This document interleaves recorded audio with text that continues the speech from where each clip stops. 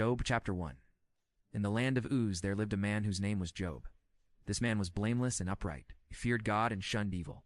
He had 7 sons and 3 daughters, and he owned 7,000 sheep, 3,000 camels, 500 yoke of oxen, and 500 donkeys, and had a large number of servants. He was the greatest man among all the people of the East. His sons used to take turns holding feasts in their homes, and they would invite their 3 sisters to eat and drink with them. When a period of feasting had run its course, Job would send and have them purified. Early in the morning he would sacrifice a burnt offering for each of them, thinking, "Perhaps my children have sinned and cursed God in their hearts." This was Job's regular custom. One day the angels came to present themselves before the Lord, and Satan also came with them. The Lord said to Satan, "Where have you come from?" Satan answered the Lord, "From roaming through the earth and going back and forth in it." Then the Lord said to Satan, "Have you considered my servant Job? There is no one on earth like him. He is blameless and upright, a man who fears God and shuns evil. Does Job fear God for nothing?" Satan replied, "Have you not put a hedge around him and his household and everything he has? You have blessed the work of his hands, so that his flocks and herds are spread throughout the land. But stretch out your hand and strike everything he has, and he will surely curse you to your face." The Lord said to Satan, "Very well then, everything he has is in your hands. But on the man himself, do not lay a finger." Then Satan went out from the presence of the Lord. One day when Job's sons and daughters were feasting and drinking wine at the oldest brother's house, a messenger came to Job and said, "The oxen were plowing and the donkeys were grazing nearby, and the Sabaeans attacked and carried them off. They put the servants to the sword, and I am the only one who has escaped to tell you." While he was still speaking, another messenger came and said, "The fire of God fell from the sky and burned up the sheep and the servants, and I am the only one who has escaped to tell you." While he was still speaking, another messenger came and said, "Chaldeans formed 3 raiding parties and swept down on your camels and carried them off. They put the servants to the sword, and I am the only one who has escaped to tell you." While he was still speaking, yet another messenger came and said, "Your sons and daughters were feasting and drinking wine at the oldest brother's house, when suddenly a mighty wind swept in from the desert and struck the 4 corners of the house. It collapsed on them, and they are dead, and I am the only one who has escaped to tell you." At this, Job got up and tore his robe and shaved his head. Then he fell to the ground in worship and said, "Naked I came from my mother's womb, and naked I will depart. The Lord gave, and the Lord has taken away. May the name of the Lord be praised." In all this, Job did not sin by charging God with wrongdoing. Job chapter 2. On another day the angels came to present themselves before the Lord, and Satan also came with them to present himself before him. And the Lord said to Satan, "Where have you come from?" Satan answered the Lord, "From roaming through the earth and going back and forth in it." Then the Lord said to Satan, "Have you considered my servant Job? There is no one on earth like him. He is blameless and upright, a man who fears God and shuns evil. And he still maintains his integrity, though you incited me against him to ruin him without any reason." "Skin for skin," Satan replied. "A man will give all he has for his own life. But stretch out your hand and strike his flesh and bones, and he will surely curse you to your face." The Lord said to Satan, "Very well then, he is in your hands. But you must spare his life." So Satan went out from the presence of the Lord and afflicted Job with painful sores, from the soles of his feet to the top of his head. Then Job took a piece of broken pottery and scraped himself with it as he sat among the ashes. His wife said to him, "Are you still holding on to your integrity?" "Curse God and die," he replied. "You are talking like a foolish woman. Shall we accept good from God and not trouble?" In all this, Job did not sin in what he said. When Job's 3 friends, Eliphaz the Temanite, Bildad the Shuhite, and Zophar the Naamathite, heard about all the troubles that had come upon him, they set out from their homes and met together by agreement to go and sympathize with him and comfort him. When they saw him from a distance, they could hardly recognize him. They began to weep aloud, and they tore their robes and sprinkled dust on their heads. Then they sat on the ground with him for 7 days and 7 nights. No one said a word to him, because they saw how great his suffering was. Job chapter 3. After this, Job opened his mouth and cursed the day of his birth. He said, "May the day of my birth perish, and the night it was said, 'A boy is born.' The day may it turn to darkness. May God above not care about it. May no light shine upon it. May darkness and deep shadow claim it once more. May a cloud settle over it. May blackness overwhelm its light. That night may thick darkness seize it. So may it not be included among the days of the year, nor be entered in any of the months. May that night be barren. May no shout of joy be heard in it. May those who curse days curse that day, those who are ready to rouse Leviathan. May its morning stars become dark. May it wait for daylight in vain, and not see the first rays of dawn. For it did not shut the doors of the womb on me, to hide trouble from my eyes. Why did I not perish at birth and die as I came from the womb? Why were there knees to receive me and breasts that I might be nursed? For now I would be lying down in peace. I would be asleep and at rest. with kings and counselors of the earth, who built for themselves places now lying in ruins, with rulers who had gold, who filled their houses with silver? Or why was I not hidden in the ground like a stillborn child, like an infant who never saw the light of day? There the wicked cease from turmoil, and there the weary are at rest. Captives also enjoy their ease. They no longer hear the slave drivers shout, small and the great are there, and the slave is freed from his master. Why is light given to those in misery, and life to the bitter of soul, to those who long for death that does not come, who search for it more than for hidden treasure, who are filled with gladness and rejoice when they reach the grave? Why is life given to a man whose way is hidden, whom God has hedged in? For sighing comes to me instead of food. My groans pour out like water. What I feared has come upon me, what I dreaded has happened to me. I have no peace, no quietness. I have no rest, but only turmoil. Job chapter 4. Then Eliphaz the Temanite replied, If someone ventures a word with you, will you be impatient? But who can keep from speaking? Think how you have instructed many, how you have strengthened feeble hands. Your words have supported those who stumbled. You have strengthened faltering knees. But now trouble comes to you, and you are discouraged. It strikes you, and you are dismayed. Should not your piety be your confidence, and your blameless ways your hope? Consider now, who, being innocent, has ever perished? Where were the upright ever destroyed? As I have observed those who plow evil, and those who sow trouble reap it. At the breath of God they are destroyed. At the blast of his anger they perish. The lions may roar and growl, yet the teeth of the great lions are broken. The lion perishes for lack of prey, and the cubs of the lioness are scattered. A word was secretly brought to me. My ears caught a whisper of it, mid disquieting dreams in the night. When deep sleep falls on men, fear and trembling seized me and made all my bones shake. A spirit glided past my face, and the hair on my body stood on end. It stopped, but I could not tell what it was. A form stood before my eyes, and I heard a hushed voice. Can a mortal be more righteous than God? Can a man be more pure than his Maker? If God places no trust in his servants, if he charges his angels with error, how much more those who live in houses of clay, whose foundations are in the dust, who are crushed more readily than a moth? Between dawn and dusk, they are broken to pieces. Unnoticed, they perish forever. Are not the cords of their tent pulled up, so that they die without... Job chapter 5. Call if you will, but who will answer you? To which of the holy ones will you turn? Resentment kills a fool, and envy slays the simple. I myself have seen a fool taking root, but suddenly his house was cursed. His children are far from safety, crushed in court without a defender. The hungry consume his harvest, taking it even from among thorns, and the thirsty pant after his wealth. For hardship does not spring from the soil, nor does trouble sprout from the ground. Yet man is born to trouble, as surely as sparks fly upward. But if it were I would appeal to God. I would lay my cause before him. He performs wonders that cannot be fathomed, miracles that cannot be counted. He bestows rain on the earth, sends water upon the countryside. The lowly he sets on high, and those who mourn are lifted to safety. He thwarts the plans of the crafty, so that their hands achieve no success. He catches the wise in their craftiness, and the schemes of the wily are swept away. Darkness comes upon them in the daytime. At noon they grope as in the night. He saves the needy from the sword in their mouth. He saves them from the clutches of the powerful, so the poor have hope, and injustice shuts its mouth. Blessed is the man whom God corrects. So do not despise the discipline of the Almighty, for he wounds, but he also binds up. He injures, but his hands also heal. From 6 calamities he will rescue you. In 7 no harm will befall you. In famine he will ransom you from death, and in battle from the stroke of the sword. You will be protected from the lash of the tongue, and need not fear when destruction comes. You will laugh at destruction and famine, and need not fear the beasts of the earth. For you will have a covenant with the stones of the field, and the wild animals will be at peace with you. You will know that your tent is secure. You will take stock of your property, and find nothing missing. You will know that your children will be many, and your descendants like the grass of the earth. You will come to the grave in full vigor, like sheaves gathered in season. We have examined this, and it is true, so hear it and apply it to yourself. Job chapter 6. Then Job replied, If only my anguish could be weighed, and all my misery be placed on the scales, it would surely outweigh the sand of the seas. No wonder my words have been impetuous. The arrows of the Almighty are in me, my spirit drinks in their poison. God's terrors are marshaled against me. Does a wild donkey bray when it has grass, or an ox bellow when it has fodder? Is tasteless food eaten without salt, or is there flavor in the white of an egg? I refuse to touch it. Such food makes me ill, that I might have my request.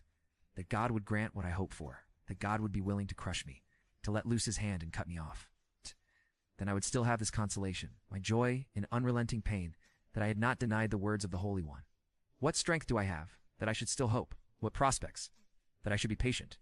Do I have the strength of stone? Is Is my flesh bronze? Do I have any power to help myself now that success has been driven from me? A despairing man should have the devotion of his friends, even though he forsakes the fear of the Almighty. But my brothers are as undependable as intermittent streams, as the streams that overflow when darkened by thawing ice and swollen with melting snow, but that cease to flow in the dry season and in the heat vanish from their channels. The caravans turn aside from their routes. They go up into the wasteland and perish. The caravans of Tema look for water. The traveling merchants of Sheba look in hope. They are distressed because they had been confident. They arrived there only to be disappointed. Now you too have proved to be of no help. You see something dreadful and are afraid. Have I ever said, give something on my behalf? Pay a ransom for me from your wealth. Deliver me from the hand of the enemy. Ransom me from the clutches of the ruthless. Teach me and I will be quiet. Show me where I have been wrong. How painful are honest words. But what do your arguments prove? Do you mean to correct what I say and treat the words of a despairing man as wind? You would even cast lots for the fatherless and barter away your friend? But now, be so kind as to look at me.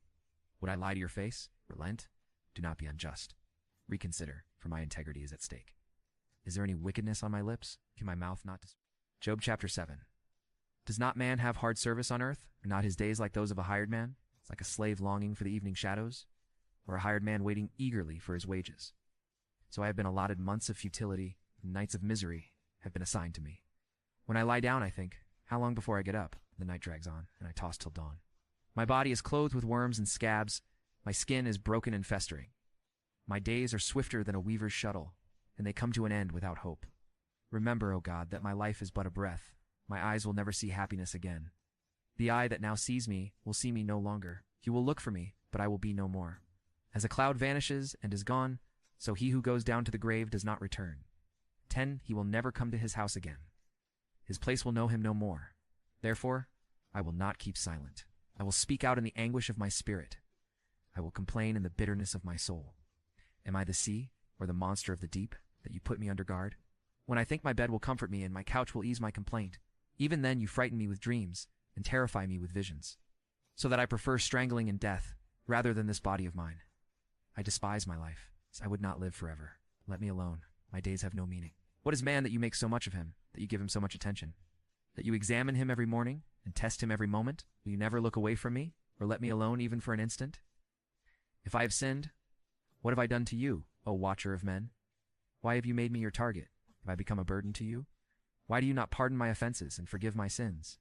For I will soon lie down in the dust. You will search for me, but I will be no more. Job chapter 8.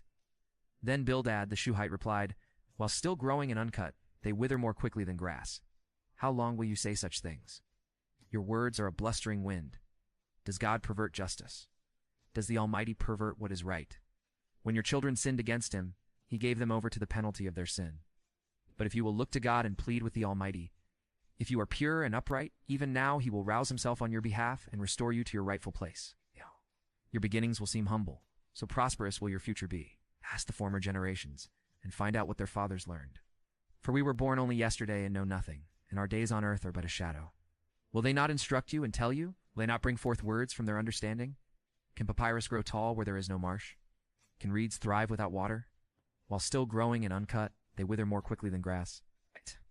Such is the destiny of all who forget God. So perishes the hope of the godless. What he trusts in is fragile. What he relies on is a spider's web. He leans on his web, but it gives way. He clings to it, but it does not hold.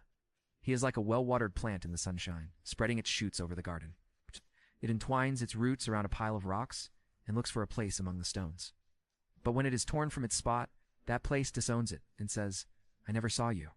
Surely its life withers away, and from the soil other plants grow. Surely God does not reject a blameless man or strengthen the hands of evildoers. He will yet fill your mouth with laughter and your lips with shouts of joy. Your enemies will be clothed in shame, and the tents of the wicked will be no more. Job chapter 9. Then Job replied, Indeed, I know that this is true, but how can a mortal be righteous before God? Though one wished to dispute with him, he could not answer him 1 time out of 1,000. His wisdom is profound, his power is vast.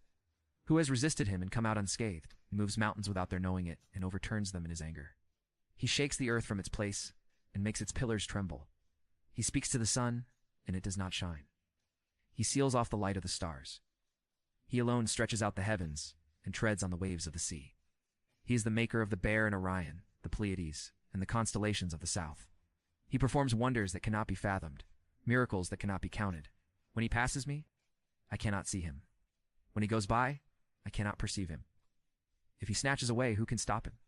Who can say to him, "What are you doing?"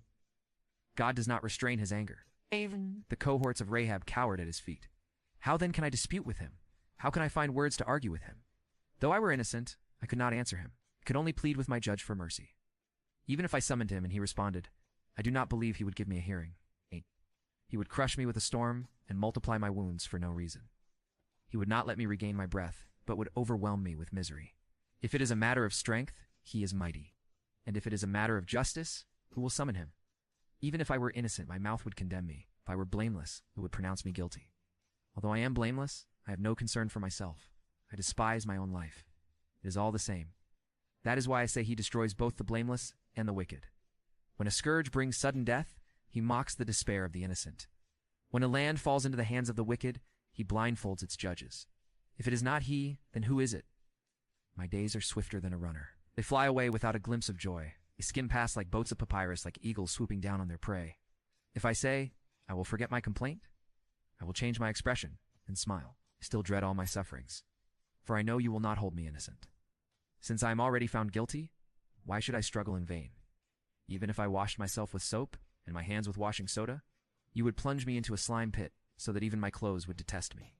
He is not a man like me, that I might answer him, that we might confront each other in court, if only there were someone to arbitrate between us, to lay his hand upon us both, someone to remove God's rod from me, so that his terror would frighten me no more. Then I would speak up without fear of him, but as it now stands with me, I cannot. Job chapter 10. I loathe my very life. Therefore I will give free rein to my complaint, and speak out in the bitterness of my soul. I will say to God, do not condemn me, but tell me what charges you have against me. Does it please you to oppress me, to spurn the work of your hands, while you smile on the schemes of the wicked? Do you have eyes of flesh? Do you see as a mortal sees? Are your days like those of a mortal, or your years like those of a man, that you must search out my faults and probe after my sin? Though you know that I am not guilty, and that no one can rescue me from your hand. Your hands shaped me and made me. Will you now turn and destroy me? Remember that you molded me like clay? Will you now turn me to dust again? Did you not pour me out like milk and curdle me like cheese? Clothe me with skin and flesh and knit me together with bones and sinews? You gave me life and showed me kindness, and in your providence watched over my spirit. But this is what you concealed in your heart, and I know that this was in your mind. If I sinned, you would be watching me and would not let my offense go unpunished. If I am guilty, woe to me. Even if I am innocent, I cannot lift my head, for I am full of shame and drowned in my affliction.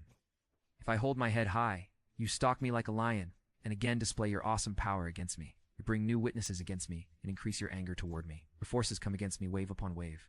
Why then did you bring me out of the womb? I wish I died before any I saw me, if only I had never come into being, or had been carried straight from the womb to the grave. Are not my few days almost over? Turn away from me so I can have a moment's joy before I go to the place of no return, to the land of gloom and deep shadow, to the land of deepest night, of deep shadow and disorder, where even the light is like darkness. Job chapter 11. Then Zophar the Naamathite replied, Are all these words to go unanswered? Is this talker to be vindicated? Will your idle talk reduce men to silence?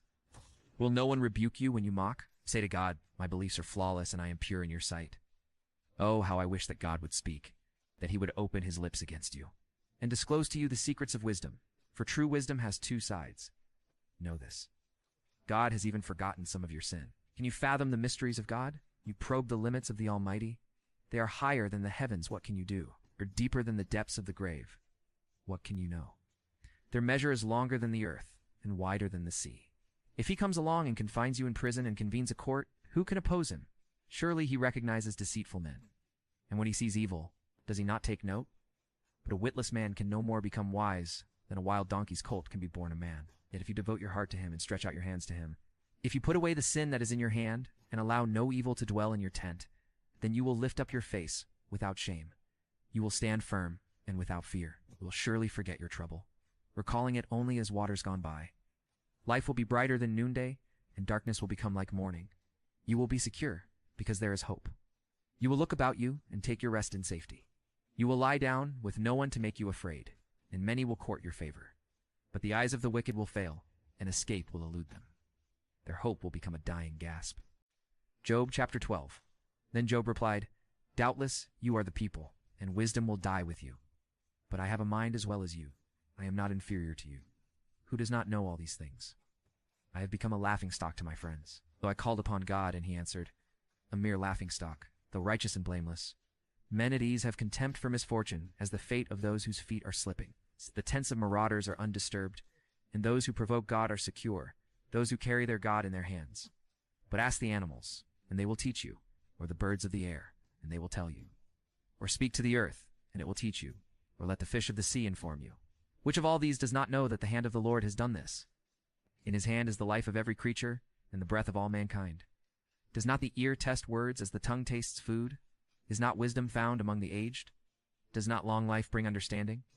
To God belong wisdom and power. Counsel and understanding are his. What he tears down cannot be rebuilt. The man he imprisons cannot be released.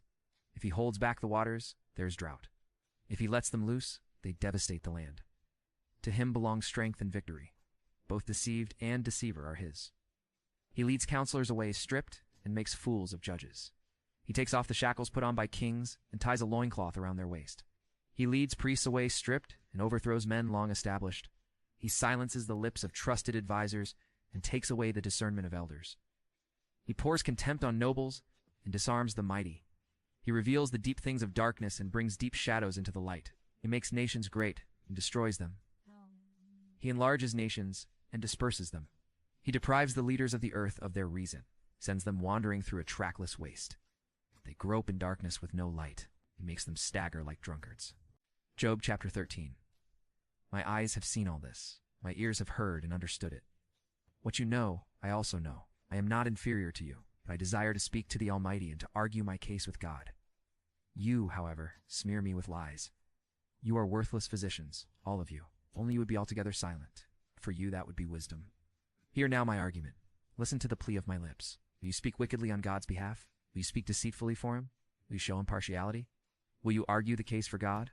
Would it turn out well if he examined you? Could you deceive him as you might deceive men? He would surely rebuke you if you secretly showed partiality. Would not his splendor terrify you? Not the dread of him fall on you? Your maxims are proverbs of ashes. Your defenses are defenses of clay. Keep silent and let me speak. Then let come to me what may. Why do I put myself in jeopardy and take my life in my hands? Though he slay me, yet will I hope in him. I will surely defend my ways to his face. Indeed, this will turn out for my deliverance, for no godless man would dare come before him. Listen carefully to my words. Let your ears take in what I say. Now that I have prepared my case, I know I will be vindicated. Can anyone bring charges against me? If so, I will be silent and die. Only grant me these two things, O God, and then I will not hide from you. Withdraw your hand far from me, and stop frightening me with your terrors. Then summon me, and I will answer. Or let me speak, and you reply. How many wrongs and sins have I committed? Show me my offense and my sin. Why do you hide your face and consider me your enemy?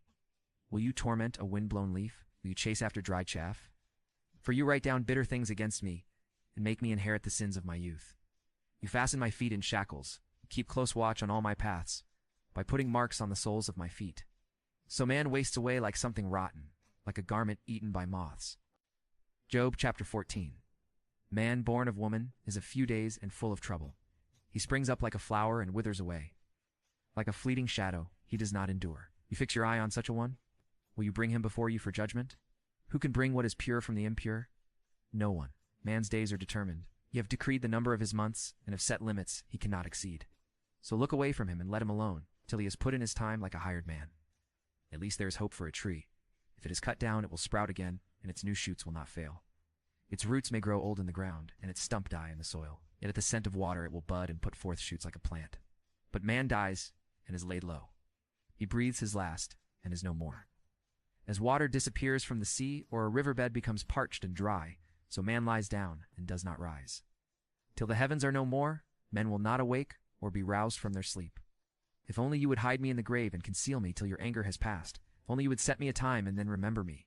If a man dies, will he live again? All the days of my hard service, I will wait for my renewal to come. You will call, and I will answer you.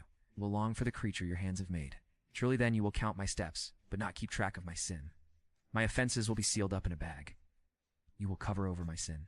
But as a mountain erodes and crumbles, and as a rock is moved from its place, as water wears away stones and torrents wash away the soil, so you destroy man's hope, overpower him once for all, and he is gone. You change his countenance and send him away. If his sons are honored, he does not know it. If they are brought low, he does not see it. He feels but the pain of his own body, and mourns only for himself. Job chapter 15 Then Eliphaz, the Temanite, replied, Would a wise man answer with empty notions, or fill his belly with the hot east wind? Would he argue with useless words, with speeches that have no value? But you even undermine piety and hinder devotion to God. Your sin prompts your mouth. You adopt the tongue of the crafty. Your own mouth condemns you, not mine. Your own lips testify against you. Are you the first man ever born? Were you brought forth before the hills? Do you listen in on God's counsel? Do you limit wisdom to yourself? What do you know that we do not know? What insights do you have that we do not have? The gray-haired and the ages are on our side, men even older than your father.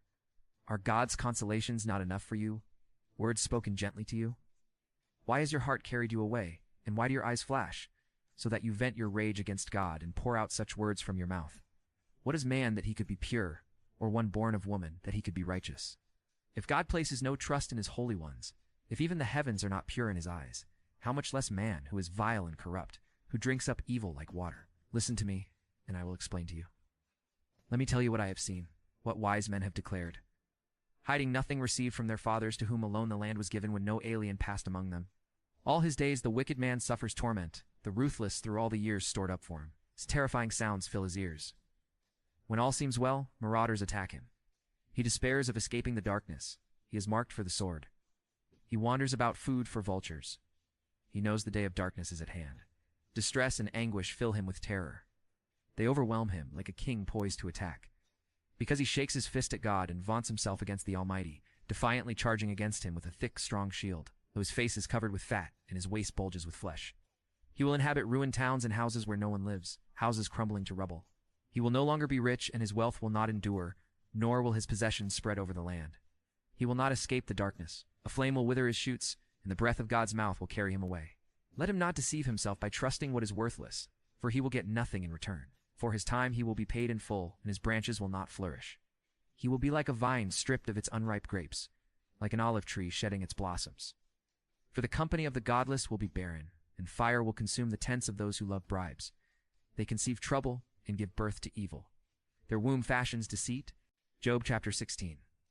Then Job replied, I have heard many things like these.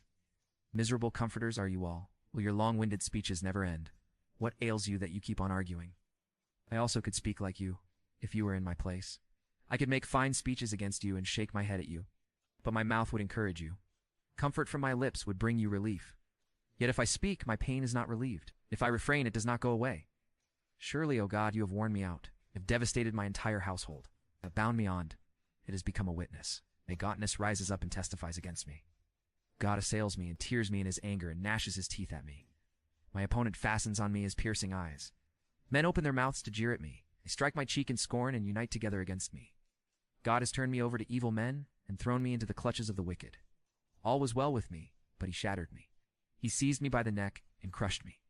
He has made me his target. His archers surround me. Without pity, he pierces my kidneys and spills my gall on the ground. Again and again, he bursts upon me. He rushes at me like a warrior. I have sewed sackcloth over my skin and buried my brow in the dust. My face is red with weeping. Deep shadows ring my eyes. Yet my hands have been free of violence, and my prayer is pure. O earth, do not cover my blood. May my cry never be laid to rest. Even now my witness is in heaven.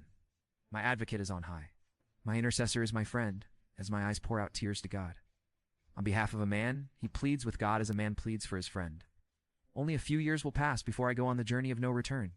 Job chapter 17. My spirit is broken. My days are cut short. The grave awaits me. Surely mockers surround me. My eyes must dwell on their hostility. Give me, O God, the pledge you demand. Who else will put up security for me? You have closed their minds to understanding. Therefore you will not let them triumph. If a man denounces his friends for reward, the eyes of his children will fail. God has made me a byword to everyone, a man in whose face people spit. My eyes have grown dim with grief. My whole frame is but a shadow. Upright men are appalled at this. The innocent are aroused against the ungodly. Nevertheless, the righteous will hold to their ways, and those with clean hands will grow stronger. But come on, all of you, try again. I will not find a wise man among you. My days have passed, my plans are shattered, and so are the desires of my heart. These men turn night into day. The face of darkness, they say, light is near. If the only home I hope for is the grave, if I spread out my bed in darkness, if I say to corruption, you are my father, and to the worm, my mother, or my sister. Where then is my hope? Who can see any hope for me? Will it go down to the gates of death? Will we descend together into the dust? Job chapter 18. Then Bildad, the Shuhite, replied, When will you end these speeches? Be sensible, and then we can talk. Why are we regarded as cattle and considered stupid in your sight, you who tear yourself to pieces in your anger? Is the earth to be abandoned for your sake, or must the rocks be moved from their place? The lamp of the wicked is snuffed out. The flame of his fire stops burning. The light in his tent becomes dark. The lamp beside him goes out. The vigor of his step is weakened. His own schemes throw him down. His feet thrust him into a net, and he wanders into its mesh. A noose is hidden for him on the ground. A trap lies in his path. Terrors startle him on every side and dog his every step. Calamity is hungry for him. Disaster is ready for him when he falls. It eats away parts of his skin. Death's firstborn devours his limbs. He's torn from the security of his tent and marched off to the king of terrors. Fire resides in his tent. Alfred? Burning sulfur is scattered over his dwelling. His roots dry up below, and his branches wither above. The memory of him perishes from the earth. He has no name in the land. He is driven from light into darkness and is banished from the world. He has no offspring or descendants among his people, no survivor where once he lived. Men of the west are appalled at his fate. Men of the east are seized with horror. Surely such is the dwelling of an evil man. Such is the place of one who knows not God. Job chapter 19. Then Job replied, How long will you torment me and crush me with words? 10 times now you have reproached me. Shamelessly you attack me. If it is true that I have gone astray, my error remains my concern alone. If indeed you would exalt yourselves above me and use my humiliation against me, then know that God has wronged me and drawn his net around me. Though I cry, I've been wronged, I get no response. Though I call for help, there is no justice. He has blocked my way so I cannot pass. He has shrouded my paths in darkness. Stripped me of my honor and removed the crown from my head. He tears me down on every side till I am gone. He uproots my hope like a tree. His anger burns against me, counts me among his enemies. His troops advance in force. They build a siege ramp against me and encamp around my tent. He has alienated my brothers from me. My acquaintances are completely estranged from me. My kinsmen have gone away. My friends have forgotten me.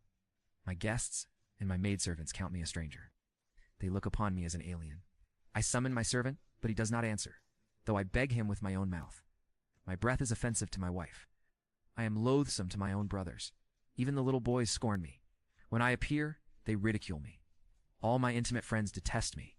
Those I love have turned against me. I am nothing but skin and bones. I have escaped with only the skin of my teeth. Have pity on me, my friends, have pity. For the hand of God has struck me. Why do you pursue me as God does? Will you never get enough of my flesh? Oh, that my words were recorded, that they were written on a scroll, that they were inscribed with an iron tool on lead, or engraved in rock forever. I know that my Redeemer lives, and that in the end he will stand upon the earth. And after my skin has been destroyed, yet in my flesh I will see God. I myself will see him with my own eyesight, and not another.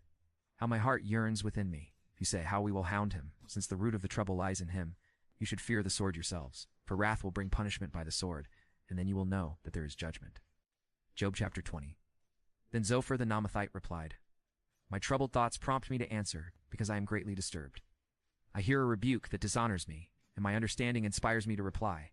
Surely you know how it has been from of old, ever since man was placed on the earth, that the mirth of the wicked is brief. The joy of the godless lasts but a moment.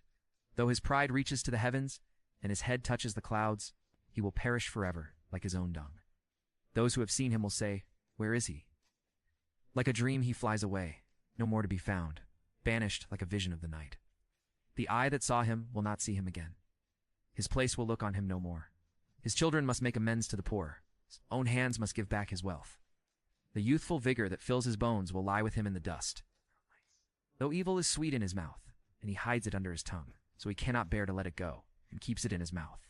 Yet his food will turn sour in his stomach. It will become the venom of serpents within him. He will spit out the riches he swallowed. God will make his stomach vomit them up. He will suck the poison of serpents. The fangs of an adder will kill him. He will not enjoy the streams, the rivers flowing with honey and cream. What he toiled for he must give back uneaten. He will not enjoy the profit from his trading, for he has oppressed the poor and left them destitute. He has seized houses he did not build. Surely he will have no respite from his craving. He cannot save himself by his treasure. Nothing is left for him to devour. His prosperity will not endure. In the midst of his plenty, distress will overtake him. The full force of misery will come upon him. When he has filled his belly, God will vent his burning anger against him and rain down his blows upon him. Though he flees from an iron weapon, A bronze-tipped arrow pierces him. He pulls it out of his back, the gleaming point out of his liver. Terrors will come over him. Total darkness lies in wait for his treasures. Fire unfanned will consume him and devour what is left in his tent. The heavens will expose his guilt. The earth will rise up against him. Flood will carry off his house, rushing waters on the day of God's wrath. Such is the fate God allots the wicked, the heritage appointed for them by God. Job chapter 21. Then Job replied, "Listen carefully to my words. Let this be the consolation you give me. Bear with me while I speak, and after I have spoken, mock on, is my complaint directed to man. Why should I not be impatient? Look at me and be astonished. Clap your hand over your mouth. When I think about this, I am terrified. Trembling seizes my body. Why do the wicked live on, growing old and increasing in power? They see their children established around them, their offspring before their eyes. Their homes are safe and free from fear. The rod of God is not upon them. Their bulls never fail to breed. Their cows calve and do not miscarry. They send forth their children as a flock. Their little ones dance about. They sing to the music of tambourine and harp. They make merry to the sound of the flute. They spend their years in prosperity and go down to the grave in peace. Yet they say to God, "Leave us alone. We have no desire to know your ways." Who is the Almighty that we should serve him? What would we gain by praying to him?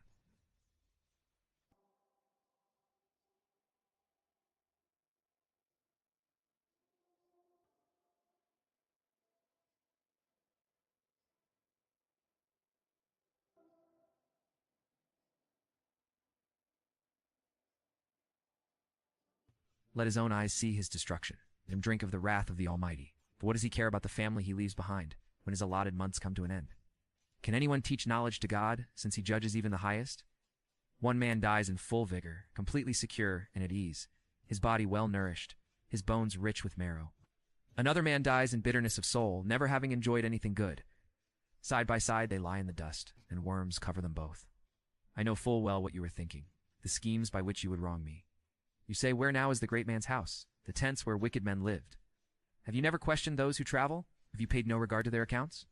That the evil man is spared from the day of calamity, that he is delivered from the day of wrath, who denounces his conduct to his face, who repays him for what he has done. He is carried to the grave, and watch is kept over his tomb. The soil in the valley is sweet to him. All men follow after him, and a countless throng goes before him. So how can you console me with your nonsense? Nothing is left of your answers but falsehood. Job chapter 22. Then Eliphaz the Temanite replied, "Can a man be of benefit to God?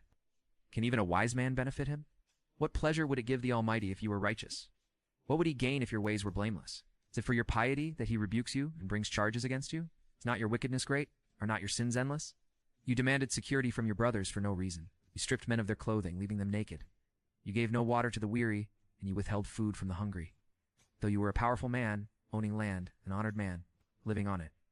And you sent widows away empty-handed and broke the strength of the fatherless. That is why snares are all around you, why sudden peril terrifies you, why it is so dark you cannot see, and why a flood of water covers you is not God in the heights of heaven. And see how lofty are the highest stars. Yet you say, what does God know? Does he judge through such darkness? Thick clouds veil him, so he does not see us as he goes about in the vaulted heavens. Will you keep to the old path that evil men have trod? Were carried off before their time, their foundations washed away by a flood? They said to God, "Leave us alone. What can the Almighty do to us?" Yet it was he who filled their houses with good things. So I stand aloof from the counsel of the wicked, as the righteous see their ruin and rejoice. The innocent mock them, saying, "Surely our foes are destroyed, and fire devours their wealth. Submit to God, and be at peace with him." In this way, prosperity will come to you. Accept instruction from his mouth, and lay up his words in your heart. If you return to the Almighty, you will be restored. If you remove wickedness far from your tent, and assign your nuggets to the dust. Your gold of Ophir to the rocks and the ravines. Then the Almighty will be your gold, the choicest silver for you. Surely then you will find delight in the Almighty, and will lift up your face to God. You will pray to him, and he will hear you, and you will fulfill your vows. What you decide on will be done, and light will shine on your ways. When men are brought low and you say, "Lift them up," then he will save the downcast. He will deliver even one who is not innocent, who will be delivered through the cleanness of your hands. Job chapter 23. Then Job replied, "Even today my complaint is bitter. His hand is heavy in spite of my groaning. If only I knew where to find him. If only I could go to his dwelling. I would state my case before him and fill my mouth with arguments. I would find out what he would answer me and consider what he would say. Would he oppose me with great power? No, he would not press charges against me. There an upright man could present his case before him. and I would be delivered forever from my judge. But if I go to the east, he is not there. If I go to the west, I do not find him. When he is at work in the north, I do not see him. When he turns to the south, I catch no glimpse of him. But he knows the way that I take. When he has tested me, I will come forth as gold.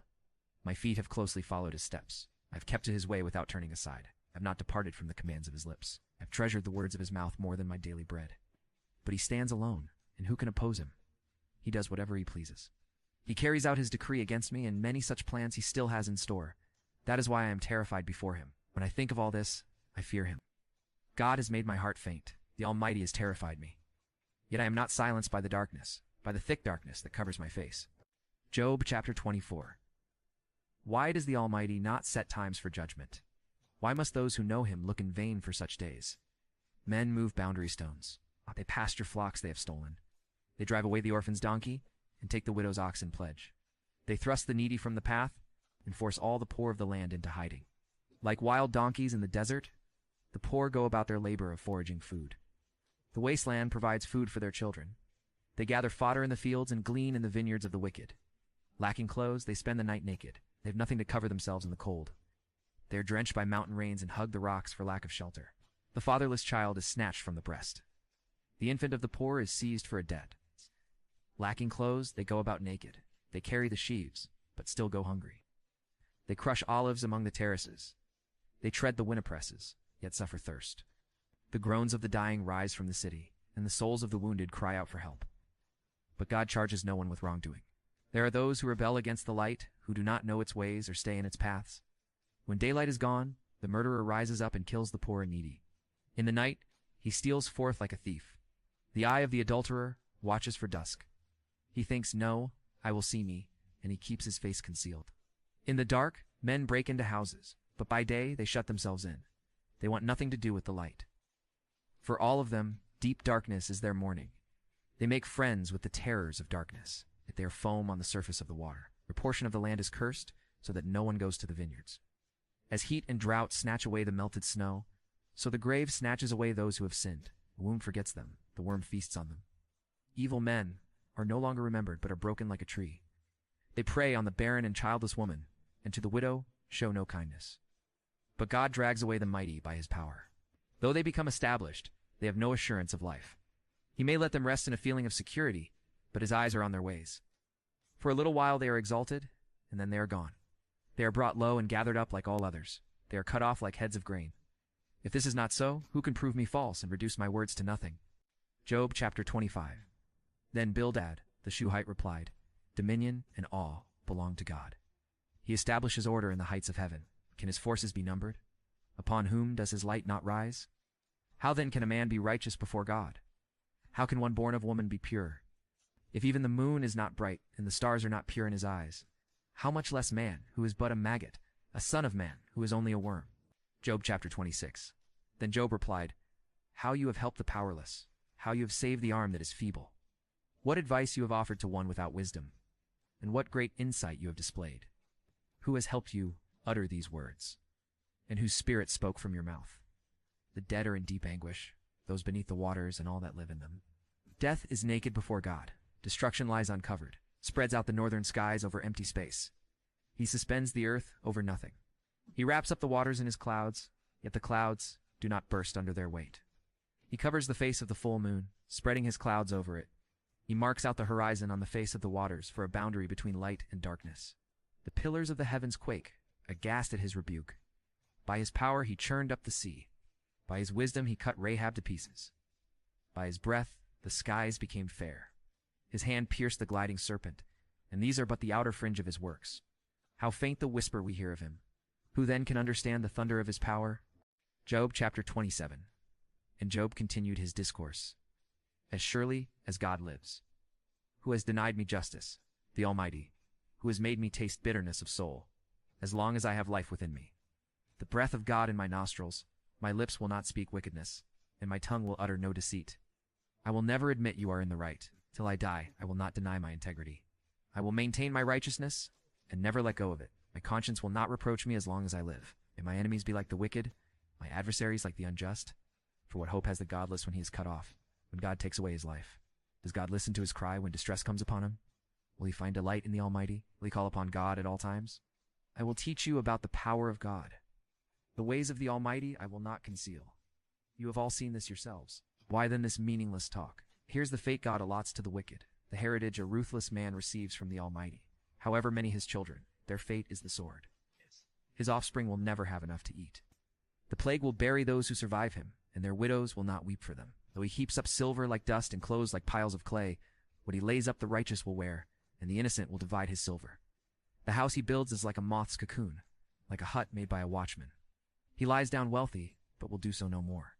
When he opens his eyes, all is gone. Terrors overtake him like a flood. Tempest snatches him away in the night. The east wind carries him off, and he is gone. It sweeps him out of his place, hurls itself against him without mercy as he flees headlong from its power, claps its hands in derision and hisses him out of his place. Job chapter 28.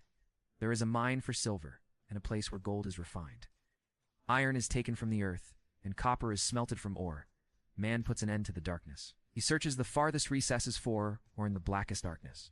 Far from where people dwell, he cuts a shaft, in places forgotten by the foot of man. Far from men he dangles and sways. The earth from which food comes is transformed below as by fire.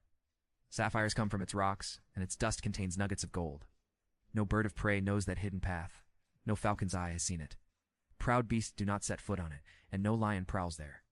Man's hand assaults the flinty rock and lays bare the roots of the mountains. He tunnels through the rock, his eyes see all its treasures. He searches the sources of the rivers and brings hidden things to light. But where can wisdom be found? Where does understanding dwell? Man does not comprehend its worth. It cannot be found in the land of the living. The deep says, "It is not in me." The sea says, "It is not with me." It cannot be bought with the finest gold, nor can its price be weighed in silver.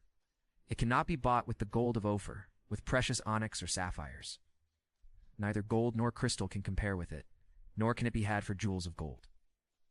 Coral and jasper are not worthy of mention. The price of wisdom is beyond rubies. The topaz of Cush cannot compare with it. It cannot be bought with pure gold. Where then does wisdom come from? Where does understanding dwell? It is hidden from the eyes of every living thing, concealed even from the birds of the air. Destruction and death say, "Only a rumor of it has reached our ears." God understands the way to it, and he alone knows where it dwells. For he views the ends of the earth and sees everything under the heavens. When he established the force of the wind and measured out the waters, when he made a decree for the rain and a path for the thunderstorm, then he looked at wisdom and appraised it. He confirmed it and tested it. He said to man, "The fear of the Lord that is wisdom, and to shun evil is understanding." Job chapter 29. Job continued his discourse. How I long for the months gone by. For the days when God watched over me, when his lamp shone upon my head, and by his light I walked through darkness. Oh, for the days when I was in my prime, when God's intimate friendship blessed my house, when the Almighty was still with me and my children were around me, when my path was drenched with cream and the rock poured out for me streams of olive oil, when I went to the gate of the city and took my seat in the public square, the young men saw me and stepped aside, and the old men rose to their feet. The chief men refrained from speaking and covered their mouths with their hands. The voices of the nobles were hushed, and their tongues stuck to the roof of their mouths.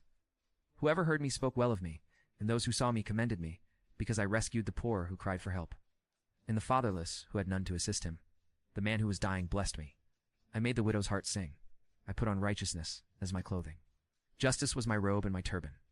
I was eyes to the blind and feet to the lame. I was a father to the needy. I took up the case of the stranger. I broke the fangs of the wicked and snatched the victims from their teeth. I thought, I will die in my own house, my days as numerous as the grains of sand. My roots will reach to the water, and the dew will lie all night on my branches. My glory will remain fresh in me, the bow ever new in my hand. Men listened to me expectantly, waiting in silence for my counsel. After I had spoken, they spoke no more. My words fell gently on their ears. They waited for me as for showers and drank in my words as the spring rain. When I smiled at them, they scarcely believed it. The light of my face was precious to them. I chose the way for them and sat as their chief. One dwelt as a king among his troops. I was like one who comforts mourners. Job chapter 30. But now they mock me, men younger than I, whose fathers I would have disdained to put with my sheepdogs. Ah! Of what use was the strength of their hands to me, since their vigor had gone from them? Haggard from want and hunger, they roamed the parched land and desolate wastelands at night. In the brush they gathered salt herbs, and their food was the root of the broom tree. They were banished from their fellow men, shouted at as if they were thieves. They were forced to live in the dry stream beds, among the rocks, and in holes in the ground. They brayed among the bushes and huddled in the undergrowth, a base and nameless brood. They were driven out of the land. And now their sons mock me in song. I have become a byword among them. They detest me and keep their distance. They do not hesitate to spit in my face. Now that God has unstrung my bow and afflicted me, they throw off restraint in my presence. On my right, the tribe attacks. They lay snares for my feet. They build their siege ramps against me. They break up my road. They succeed in destroying me without anyone's helping them. They advance as through a gaping breach. Amid the ruins, they come rolling in. Terrors overwhelm me. My dignity is driven away as by the wind. My safety vanishes like a cloud. And now my life ebbs away. Days of suffering grip me. Night pierces my bones. My gnawing pains never rest. In his great power, God becomes like clothing to me, binds me like the neck of my garment. He throws me into the mud, and I am reduced to dust and ashes. I cry out to you, O God, but you do not answer. I stand up, but you merely look at me. You turn on me ruthlessly. With the might of your hand you attack me. You snatch me up and drive me before the wind. You toss me about in the storm. I know you will bring me down to death, to the place appointed for all the living. Surely no one lays a hand on a broken man when he cries for help in his distress. Have I not wept for those in trouble? Has not my soul grieved for the poor? Yet when I hoped for good, evil came. When I looked for light, then came darkness. The churning inside me never stops. Days of suffering confront me. I go about blackened, but not by the sun. I stand up in the assembly and cry for help. I have become a brother of jackals, a companion of owls. My skin grows black and peels. My body burns with fever. My harp is tuned to mourning, and my flute to the sound of wailing. Job chapter 31. I made a covenant with my eyes not to look lustfully at a girl. For what is man's lot from God above, his heritage from the Almighty on high? Is it not ruin for the wicked, disaster for those who do wrong? Does he not see my ways and count my every step? If I have walked in falsehood or my foot has hurried after deceit, let God weigh me in honest scales, and he will know that I am blameless if my steps have turned from the path, if my heart has been led by my eyes, or if my hands have been defiled. Then may others eat what I have sown, and may my crops be uprooted. If my heart has been enticed by a woman, or if I have lurked at my neighbor's door, then may my wife grind another man's grain, and may other men sleep with her. For that would have been shameful, a sin to be judged. It is a fire that burns to destruction. It would have uprooted my harvest. If I have denied justice to my menservants and maidservants when they had a grievance against me, what will I do when God confronts me? What will I answer when called to account? Did not he who made me in the womb make them? Did not the same one form us both within our mothers? If I have denied the desires of the poor, or let the eyes of the widow grow weary, if I have kept my bread to myself, not sharing it with the fatherless, but from my youth I reared him as would a father, and from my birth I guided the widow. If I have seen anyone perishing for lack of clothing, or a needy man without a garment, and his heart did not bless me for warming him with the fleece from my sheep, if I have raised my hand against the fatherless, knowing that I had influence in court, then let my arm fall from the shoulder, let it be broken off at the joint. For I dreaded destruction from God, and for fear of his splendor, I could not do such things. If I have put my trust in gold or said to pure gold, you are my security, if I have rejoiced over my great wealth, the fortune my hands had gained, if I have regarded the sun in its radiance, or the moon moving in splendor, so that my heart was secretly enticed, and my hand offered them a kiss of homage, then these also would be sins to be judged, for I would have been unfaithful to God on high. If I have rejoiced at my enemy's misfortune, or gloated over the trouble that came to him, I have not allowed my mouth to sin by invoking a curse against his life, if the men of my household have never said, who has not had his fill of Job's meat? But no stranger had to spend the night in the street, for my door was always open to the traveler if I have concealed my sin as men do. By hiding my guilt in my heart because I so feared the crowd and so dreaded the contempt of the clans that I kept silent and would not go outside, oh, that I had someone to hear me. I sign now, my defense let the Almighty answer me. Let my accuser put his indictment in writing. Surely I would wear it on my shoulder. I would put it on like a crown. I would give him an account of my every step. Like a prince, I would approach him. If my land cries out against me and all its furrows are wet with tears, if I have devoured its yield without payment or broken the spirit of its tenants, then let briars come up instead of wheat and weeds instead of barley. The words of Job are ended. Job chapter 32. So these three men stopped answering Job, because he was righteous in his own eyes. But Elihu, son of Barakal, the Busite of the family of Ram, came very angry with Job for justifying himself rather than God. He was also angry with the three friends, because they had found no way to refute Job, and yet had condemned him. Now Elihu had waited before speaking to Job, because they were older than he. But when he saw that the three men had nothing more to say, his anger was aroused. So Elihu, son of Barakal, the Busite, said, I am young in years, and you are old. That is why I was fearful, not daring to tell you what I know. I thought age should speak, advanced years should teach wisdom. But it is the spirit in a man, the breath of the Almighty, understanding, that gives him. It is not only the old who are wise, not only the aged who understand what is right. Therefore I say, listen to me. I too will tell you what I know. I waited while you spoke. I listened to your reasoning, while you were searching for words. I gave you my full attention. But not one of you has proved Job wrong. None of you has answered his arguments. Do not say, we have found wisdom. Let God refute him, not man. But Job has not marshaled his words against me, and I will not answer him with your arguments. They are dismayed and have no more to say. Words have failed them. Must I wait, now that they are silent, now that they stand there with no reply? I too will have my say. I too will tell what I know. For I am full of words, and the spirit within me compels me. Inside, I am like bottled up wine, like new wineskins ready to burst. I must speak and find relief, must open my lips and reply. I will show partiality to no one, nor will I flatter any man. For if I were skilled in flattery, my Maker would soon take me away. Job chapter 33. But now, Job, listen to my words. Pay attention to everything I say. I am about to open my mouth. My words are on the tip of my tongue. My words come from an upright heart. My lips sincerely speak what I know the Spirit of God has made me. The breath of the Almighty gives me life. Answer me then, if you can. Prepare yourself and confront me. I am just like you before God. I, too, have been taken from clay. No fear of me should alarm you, nor should my hand be heavy upon you. But you have said in my hearing, I heard the very words, I am pure and without sin. I am clean and free from guilt. Yet God has found fault with me. He considers me his enemy. He fastens my feet in shackles, keeps close watch on all my paths. But I tell you in this, you are not right. For God is greater than man. Why do you complain to him that he answers none of man's words? For God to speak now one way, now another, though man may not perceive it. In a dream, in a vision of the night, when deep sleep falls on men as they slumber in their beds, he may speak in their ears and terrify them with warnings. To turn man from wrongdoing and keep him from pride, to preserve his soul from the pit, his life from perishing by the sword. Or a man may be chastened on a bed of pain with constant distress in his bones, so that his very being finds food repulsive, and his soul loathes the choicest meal. His flesh wastes away to nothing, and his bones once hidden now stick out. His soul draws near to the pit, and his life to the messengers of death. Yet if there is an angel on his side as a mediator, 1 out of 1,000, to tell a man what is right for him, to be gracious to him and say, spare him from going down to the pit. I have found a ransom for him, then his flesh is renewed like a child's. It is restored as in the days of his youth. He prays to God and finds favor with him. He sees God's face and shouts for joy. He is restored by God to his righteous state, and he comes to men and says, I sinned and perverted what was right, but I did not get what I deserved. He redeemed my soul from going down to the pit, and I will live to enjoy the light. God does all these things to a man twice, even 3 times, to turn back his soul from the pit, that the light of life may shine on him. Pay attention, Job, and listen to me. Be silent, and I will speak. If you have anything to say, answer me. Speak up, for I want you to be cleared. But if not, then listen to me. Be silent, and I will teach you wisdom. Job chapter 34. Then Elihu said, Hear my words, you wise men. Listen to me, you men of learning. For the ear tests words as the tongue tastes food. Let us discern for ourselves what is right. Let us learn together what is good. Job says, I am innocent, but God denies me justice. Although I am right, I am considered a liar.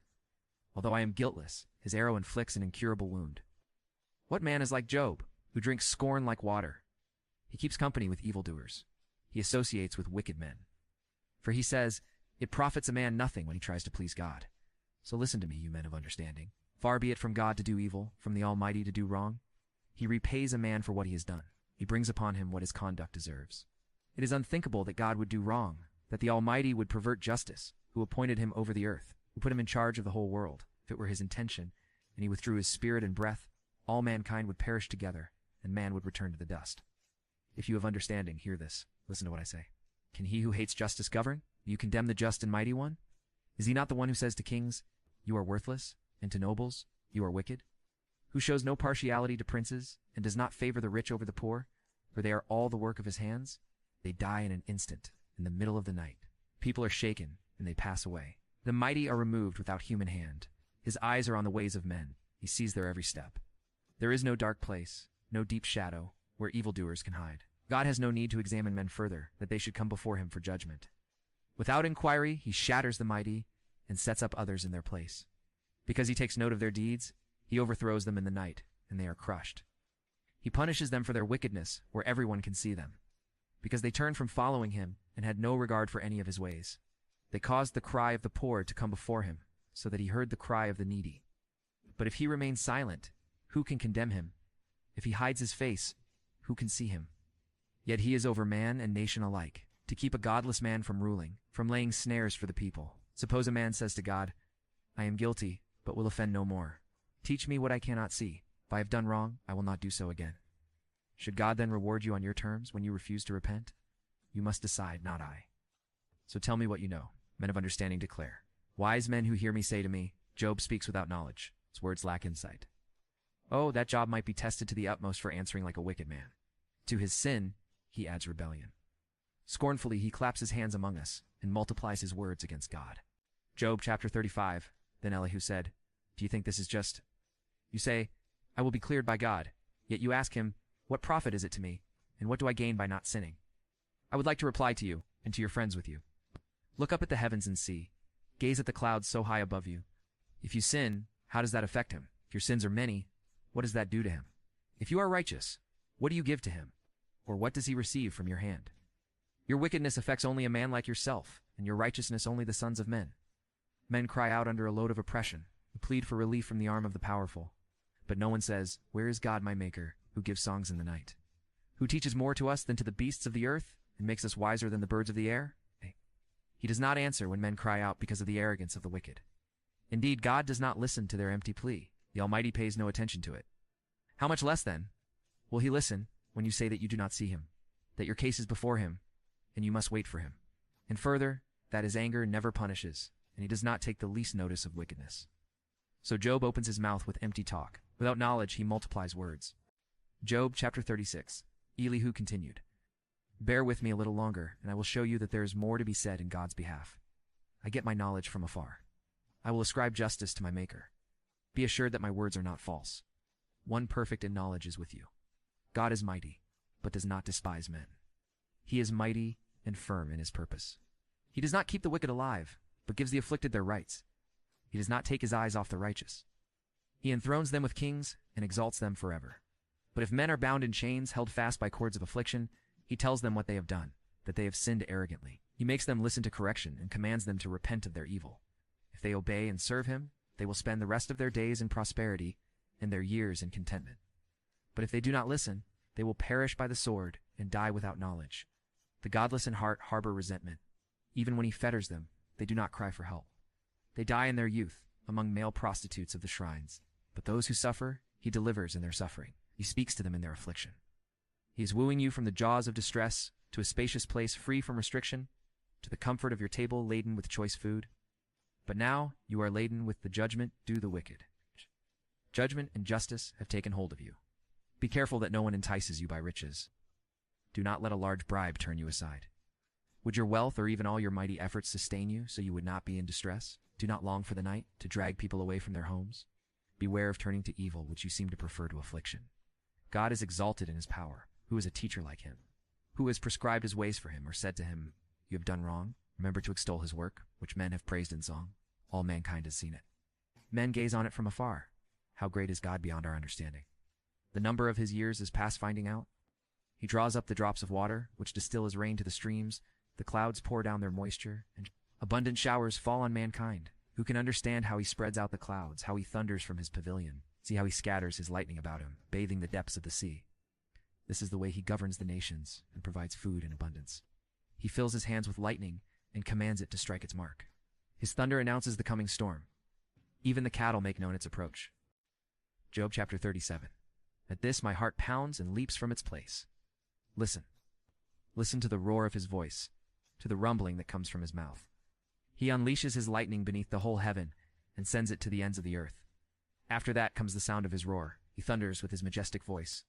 When his voice resounds, he holds nothing back. God's voice thunders in marvelous ways. He does great things beyond our understanding, says to the snow, Fall on the earth, and to the rain shower, be a mighty downpour, so that all men he has made may know his work. He stops every man from his labor. The animals take cover. They remain in their dens. The tempest comes out from its chamber, the cold from the driving winds. The breath of God produces ice, and the broad waters become frozen. He loads the clouds with moisture. He scatters his lightning through them. At his direction they swirl around over the face of the whole earth to do whatever he commands them. He brings the clouds to punish men, or to water his earth and show his love. Listen to this, Job. Stop and consider God's wonders. Do you know how God controls the clouds and makes his lightning flash? You know how the clouds hang poised? Those wonders of him who is perfect in knowledge? You who swelter in your clothes when the land lies hushed under the south wind? Can you join him in spreading out the skies, hard as a mirror of cast bronze? Tell us what we should say to him. We cannot draw up our case because of our darkness. Should he be told that I want to speak? Would any man ask to be swallowed up? Now no one can look at the sun, bright as it is in the skies after the wind has swept them clean. Out of the north he comes in golden splendor. God comes in awesome majesty. The Almighty is beyond our reach and exalted in power. In his justice and great righteousness he does not oppress. Therefore men revere him, for does he not have regard for all the wise in heart? Job chapter 38. Then the Lord answered Job out of the storm. He said, Who is this that darkens my counsel with words without knowledge? Brace yourself like a man. I will question you, and you shall answer me. Where were you when I laid the earth's foundation? Tell me if you understand. Who marked off its dimensions? Surely you know. Who stretched a measuring line across it? On what were its footings set? Or who laid its cornerstone while the morning stars sang together and all the angels shouted for joy? Who shut up the sea behind doors when it burst forth from the womb? When I made the clouds its garment and wrapped it in thick darkness? When I fixed limits for it and set its doors and bars in place? When I said, This far you may come and no farther. Here is where your proud waves halt. Have you ever given orders to the morning or shown the dawn its place, that it might take the earth by the edges and shake the wicked out of it? The earth takes shape like clay under a seal. Its features stand out like those of a garment. The wicked are denied their light, and their upraised arm is broken. Have you journeyed to the springs of the sea, or walked in the recesses of the deep? Have the gates of death been shown to you? Have you seen the gates of the shadow of death? Have you comprehended the vast expanses of the earth? Tell me if you know all this. What is the way to the abode of light? And where does darkness reside? Can you take them to their places? Do you know the paths to their dwellings? Surely you know, for you were already born. You have lived so many years. Have you entered the storehouses of the snow, or seen the storehouses of the hail, which I reserve for times of trouble, for days of war and battle? What is the way to the place where the lightning is dispersed, or the place where the east winds are scattered over the earth? Who cuts a channel for the torrents of rain and a path for the thunderstorm, to water a land where no man lives, a desert with no one in it, to satisfy a desolate wasteland and make it sprout with grass? Does the rain have a father, who fathers the drops of dew? From whose womb comes the ice? Who gives birth to the frost from the heavens when the waters become hard as stone, when the surface of the deep is frozen? Can you bind the beautiful Pleiades? Can you loose the cords of Orion? Can you bring forth the constellations in their seasons, or lead out the bear with its cubs? Do you know the laws of the heavens? Can you set up God's dominion over the earth? Can you raise your voice to the clouds and cover yourself with a flood of water? Do you send the lightning bolts on their way? Do they report to you, Here we are? Who endowed the heart with wisdom, or gave understanding to the mind? Who has the wisdom to count the clouds? Who can tip over the water jars of the heavens when the dust becomes hard and the clods of earth stick together? Do you hunt the prey for the lioness and satisfy the hunger of the lions when they crouch in their dens or lie in wait in a thicket? Who provides food for the raven when it's young? Cry out to God and wander about for lack of food. Job chapter 39. Do you know when the mountain goats give birth? Do you watch when the doe bears her fawn? No. Do you count the months till they bear? Do you know the time they give birth? They crouch down and bring forth their young. Their labor pains are ended. Their young thrive and grow strong in the wilds, leave and do not return. Who let the wild donkey go free? Who untied his ropes? I gave him the wasteland as his home, the salt flats as his habitat. He laughs at the commotion in the town. He does not hear a driver shout. He ranges the hills for his pasture and searches for any green thing. Will the wild ox consent to serve you? Will he stay by your manger at night? Can you hold him to the furrow with a harness? Will he till the valleys behind you? Will you rely on him for his great strength? Will you leave your heavy work to him? Can you trust him to bring in your grain and gather it to your threshing floor? The wings of the ostrich flap joyfully, but they cannot compare with the pinions and feathers of the stork. She lays her eggs on the ground and lets them warm in the sand, unmindful that a foot may crush them, that some wild animal may trample them. She treats her young harshly, as if they were not hers. She cares not that her labor was in vain, for God did not endow her with wisdom or give her a share of good sense. Yet when she spreads her feathers to run, she laughs at horse and rider. Do you give the horse his strength, or clothe his neck with a flowing mane? Do you make him leap like a locust, striking terror with his proud snorting? He paws fiercely, rejoicing in his strength, and charges into the fray. He laughs at fear, afraid of nothing. He does not shy away from the sword. The quiver rattles against his side, along with the flashing spear and lance. In frenzied excitement, he eats up the ground. He cannot stand still when the trumpet sounds. At the blast of the trumpet, he snorts, "Aha!" Catches the scent of battle from afar, the shout of commanders and the battle cry. Does the hawk take flight by your wisdom and spread his wings toward the south? Does the eagle soar at your command and build his nest on high? He dwells on a cliff and stays there at night. Rocky crag is his stronghold. From there he seeks out his food. His eyes detect it from afar. His young ones feast on blood, and where the slain are, there is he. Job chapter 40. The Lord said to Job, "Will the one who contends with the Almighty correct him? Let him who accuses God answer him." And Job answered the Lord, "I am unworthy. How can I reply to you? I put my hand over my mouth, spoke once, but I have no answer twice. But I will say no more." Then the Lord spoke to Job out of the storm. "Brace yourself like a man. I will question you, and you shall answer me. Would you discredit my justice? Would you condemn me to justify yourself? Do you have an arm like God's? And can your voice thunder like his? Then adorn yourself with glory and splendor, and clothe yourself in honor and majesty. Unleash the fury of your wrath. Look at every proud man and bring him low. Look at every proud man and humble him. Crush the wicked where they stand. Bury them all in the dust together. Shroud their faces in the grave. Then I myself will admit to you that your own right hand can save you. Look at the behemoth, which I made along with you, and which feeds on grass like an ox. What strength he has in his loins, what power in the muscles of his belly. His tail sways like a cedar. The sinews of his thighs are close-knit, his bones are tubes of bronze, his limbs like rods of iron. He ranks first among the works of God, yet his maker can approach him with his sword. The hills bring him their produce, and all the wild animals play nearby. Under the lotus plants he lies, hidden among the reeds in the marsh. The lotuses conceal him in their shadow. The poplars by the stream surround him. When the river rages, he is not alarmed. He is secure, though the Jordan should surge against his mouth. Can anyone capture him by the eyes, or trap him and pierce his nose? Job chapter 41. Can you pull in the Leviathan with a fish hook or tie down his tongue with a rope? Can you put a cord through his nose or pierce his jaw with a hook? Will he keep begging you for mercy? Will he speak to you with gentle words? Will he make an agreement with you for you to take him as your slave for life? Can you make a pet of him like a bird, or put him on a leash for your girls? Will traders barter for him? Will they divide him up among the merchants? Can you fill his hide with harpoons, or his head with fishing spears? If you lay a hand on him, you will remember the struggle and never do it again. Any hope of subduing him is false. The mere sight of him is overpowering. No one is fierce enough to rouse him. Who then is able to stand against me? Who has a claim against me that I must pay? Everything under heaven belongs to me. I will not fail to speak of his limbs, his strength, and his graceful form. Who can strip off his outer coat? Who would approach him with a bridle? Who dares open the doors of his mouth, ringed about with his fearsome teeth, his back his rows of shields tightly sealed together? Each is so close to the next that no air can pass between. They are joined fast to one another. They cling together and cannot be parted. His snorting throws out flashes of light. His eyes are like the rays of dawn. Firebrands stream from his mouth. Sparks of fire shoot out. Smoke pours from his nostrils as from a boiling pot over a fire of reeds. His breath sets coals ablaze, and flames dart from his mouth. Strength resides in his neck. Dismay goes before him. The folds of his flesh are tightly joined. They are firm and immovable. His chest is hard as rock, hard as a lower millstone. When he rises up, the mighty are terrified. They retreat before his thrashing. The sword that reaches him has no effect, nor does the spear or the dart or the javelin. Iron he treats like straw and bronze like rotten wood.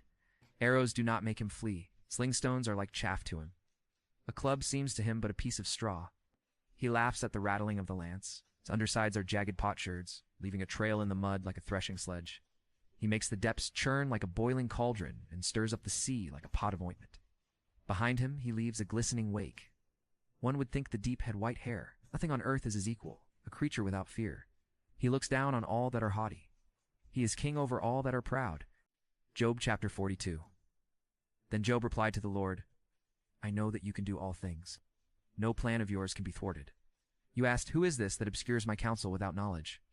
Surely I spoke of things I did not understand, things too wonderful for me to know. You said, listen now, and I will speak. I will question you, and you shall answer me. My ears had heard of you, but now my eyes have seen you.